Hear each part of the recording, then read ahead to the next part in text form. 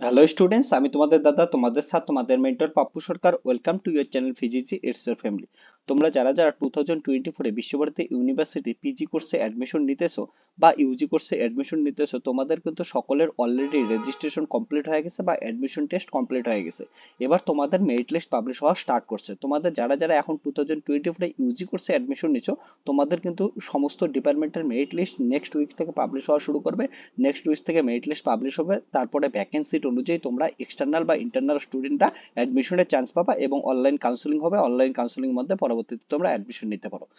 কিন্তু যারা যারা এখন বিশ্বভারতী ইউনিভার্সিটিতে পিজি অ্যাডমিশন নিতে যাচ্ছ 2024-এ, তোমাদের কিন্তু অলরেডি বিভিন্ন ডিপার্টমেন্টের মেরিট লিস্ট পাবলিশ হয়েছে। মেরিট লিস্ট পাবলিশ হওয়ার পর কাউন্সিলিং হয়েছে এবং অ্যাডমিশনও হয়ে গেছে। কিন্তু কিছু কিছু ডিপার্টমেন্টের মেরিট লিস্ট এখন পাবলিশ হচ্ছে এবং তাদের পরবর্তীতে অনলাইন কাউন্সিলিং হবে।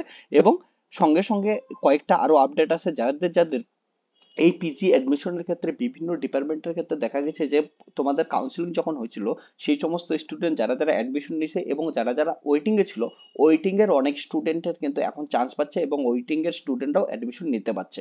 সো এই ভিডিওতে আমরা ডিটেলসে আলোচনা করব যে কোন কোন ডিপার্টমেন্টের নতুন মেরিট লিস্ট পাবলিশ হলো, যেমন geography department, history department, economics department. এই সমস্ত ডিপার্টমেন্টের কিন্তু এমন অনেক ডিপার্টমেন্টের নতুন মেরিট লিস্ট পাবলিশ হয়েছে। তাদের মেরিট লিস্ট পাবলিশ হওয়ার পর কি করতে লাগবে, কতগুলো তোমাদের হচ্ছে ভ্যাকেন্সি সিট আছে, সমস্ত কিছু এই ভিডিওতে আমরা ডিটেলসে আলোচনা করব। সো তোমাদের যারা যারা বিশ্বভারতী ইউনিভার্সিটিতে পিজি অ্যাডমিশন নিতেছো, তোমাদের ক্ষেত্রে কিন্তু এইবার মেরিট লিস্ট পাবলিশ হয়ে গেল। মেরিট লিস্ট পাবলিশ হলো, এই বিভিন্ন ডিপার্টমেন্টের নতুন মেরিট লিস্ট পাবলিশ হবে। যেমন বিদ্যা ভবনের বিভিন্ন ডিপার্টমেন্টগুলা, সেটা হচ্ছে MA mass communication and journalism, MA in history, MA in geography, MA in anthropology, MA in economics. আজকেই একটু আগে মেরিট লিস্টগুলো পাবলিশ হয়ে গেল, তোমরা এখান থেকে দেখে নাও। এখানে কম্বাইন্ড মেরিট লিস্ট দেওয়া আছে, পরবর্তীতে তোমাদের ক্যাটাগরি ওয়াইজ মেরিট লিস্ট দেওয়া আছে। EWS category, OBC category, SC ST category, সমস্ত ক্যাটাগরিগুলো বলা আছে।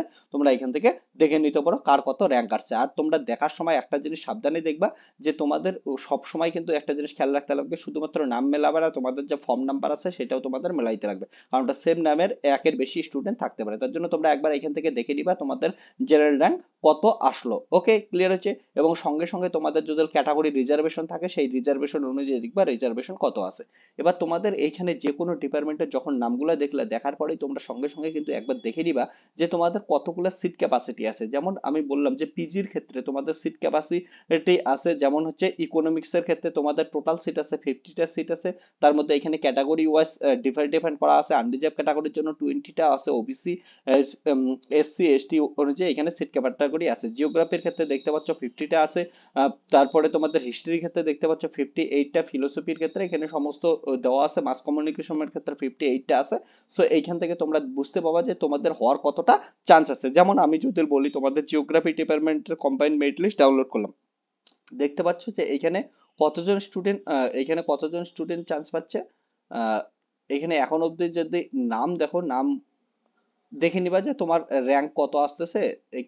ওকে, এখানে যেমন দেখতে পাচ্ছ র্যাঙ্ক 43টা, তাহলে এখানকার জিওগ্রাফি ডিপার্টমেন্টের প্রায় স্টুডেন্টই কিন্তু চান্স পাচ্ছে। তবে এখানে দেখবা যে জিওগ্রাফি ডিপার্টমেন্টের অনেকে আবার কোয়ালিফাইও করেনি। কোয়ালিফাই কিসের জন্য করেনি? কোনো যদি এলিজিবিলিটি ক্রাইটেরিয়া মেনটেন করতে না পারে বা নাম্বার যদি কম থাকে, তাহলে কিন্তু সেই সকল স্টুডেন্ট কোয়ালিফাই করেনি। যেমন এখানে বলা আছে এই সকল স্টুডেন্ট কোয়ালিফাই করতে পারেনি, কারণটা হচ্ছে 30-র নিচে নাম্বার পাইছে বা হচ্ছে 27-এর নিচে নাম্বার পাইছে। জেনারেল স্টুডেন্ট যদি 30-র নিচে নাম্বার পায়, তারা কোয়ালিফাই করবে না। ওবিসি স্টুডেন্ট যদি 27-এর নিচে নাম্বার কম হয়, তারা কোয়ালিফাই করবে না। এখানে সমস্ত কিছু বলা আছে। আবার অনেক স্টুডেন্টের ক্ষেত্রে ইয়ার অফ পাসিং ঠিকঠাক করে মেরে নেই, সেটাও হচ্ছে সমস্যা আছে। ওকে, সো এখান থেকে দেখতে পাচ্ছ যে যত স্টুডেন্ট না সিলেক্ট হচ্ছে, তার থেকে বেশি স্টুডেন্ট নট কোয়ালিফাই হচ্ছে। সো যে সমস্ত স্টুডেন্ট কোয়ালিফাই করতে পারো নাই, তোমাদের তো করার কিছু নেই। যে সমস্ত স্টুডেন্ট কোয়ালিফাই করছে, যেমন যে ডিপার্টমেন্টের, সবার কিন্তু এর পরবর্তীতে তোমাদের কাউন্সিলিং হচ্ছে। তোমাদের তো ডিপার্টমেন্টে তোমরা যারা যারা কোয়ালিফাই করছো সকলেই চান্স পাচ্ছ, কারণটা যতটা তোমাদের সিট ক্যাপাসিটি আছে অতজন স্টুডেন্ট কোয়ালিফাই করেনি, তাহলে তোমাদের সকলেরই কিন্তু অ্যাডমিশন হয়ে যাবে। এবার তোমাদের অ্যাডমিশনের জন্য কি করতে লাগবে? অ্যাডমিশনের জন্য তোমাদের অনলাইন কাউন্সিলিং হবে। অনলাইন কাউন্সিলিং এর নোটিশ এখনো আসেনি, তবে আসবে। আসার সঙ্গে সঙ্গে তোমাদের কি করতে লাগবে, তোমাদের যেই দিন অনলাইন কাউন্সিলিং এর ডেট আসবে, তার আগেই তোমাদের যে রেজিস্টার জিমেল আইডি আছে, সেই জিমেল আইডিতে কিন্তু একটা মেল আসবে।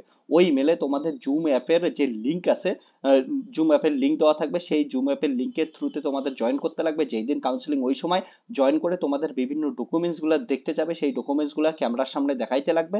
যেমন তোমাদের হচ্ছে ডেট অফ বার্থ সার্টিফিকেট, তোমাদের অ্যাপ্লিকেশন ফর্ম, তারপরে তোমাদের রেজিস্ট্রেশন সার্টিফিকেট, এই সার্টিফিকেট গুলা বা তোমাদের মার্কশিট, ক্লাস 10 ক্লাস 12 এর মার্কশিট, এই সমস্ত মার্কশিট দেখতে চাবে, সেই মার্কশিট গুলো দেখাইতে লাগবে।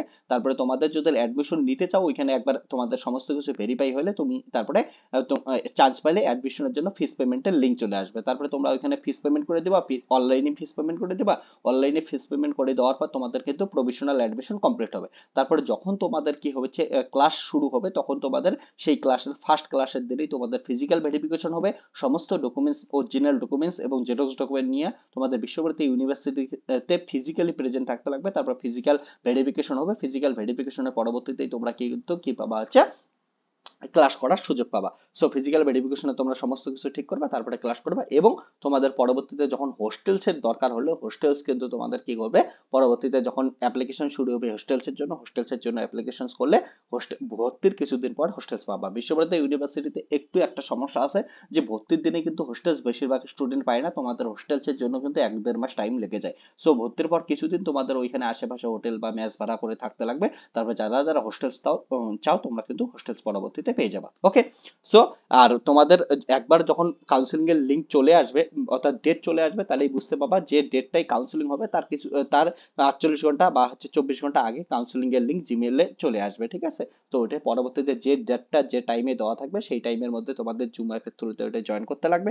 যখনই কাউন্সিলিং এর লিংক আসবে বা নোটিশ আসবে, আমি তোমাদের জানিয়ে দেবো কার কবে কাউন্সিলিং হচ্ছে। ওকে, তোমরা এখন কমেন্ট সেকশনে জানাও যে তোমার হচ্ছে র্যাঙ্ক কত আসলো, কোন ডিপার্টমেন্টের কোন ক্যাটাগরিতে কত র্যাঙ্ক আসলো, সেটা তোমরা জানাও। এবং সঙ্গে সঙ্গে একটা জিনিস তোমাদের মাথায় রাখতে লাগবে, যদি কেউ জয় না কাউন্সিলিং হচ্ছে, সেই কাউন্সিলিং এর চান্স পাচ্ছে না, ওয়েটিং লিস্টে আসো, তোমাদের ক্ষেত্রেও কিন্তু ওয়েটিং লিস্টের স্টুডেন্টরা পরবর্তীতে কিন্তু চান্স পাওয়ার একটা প্রবল সম্ভাবনা থাকে।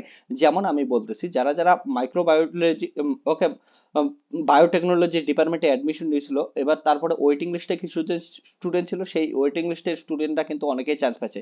যেমন দেখতে পাচ্ছ MSc biotechnology first counselling waiting লিস্টের স্টুডেন্টরা যারা যারা ছিল, তাদের ক্ষেত্রে কিন্তু তোমাদের হচ্ছে ফিস পেমেন্ট করে দিতে লাগবে 22 আগস্ট থেকে 23 আগস্ট। ওকে, তারপরে master of painting arts first counselling waiting লিস্টে যে সকল স্টুডেন্ট ছিল, তাদের ক্ষেত্রে তোমাদের 22 আগস্ট থেকে 23 আগস্টের মধ্যে ফিস পেমেন্ট, অনলাইনে ফিস পেমেন্ট করে দিতে লাগতেছে।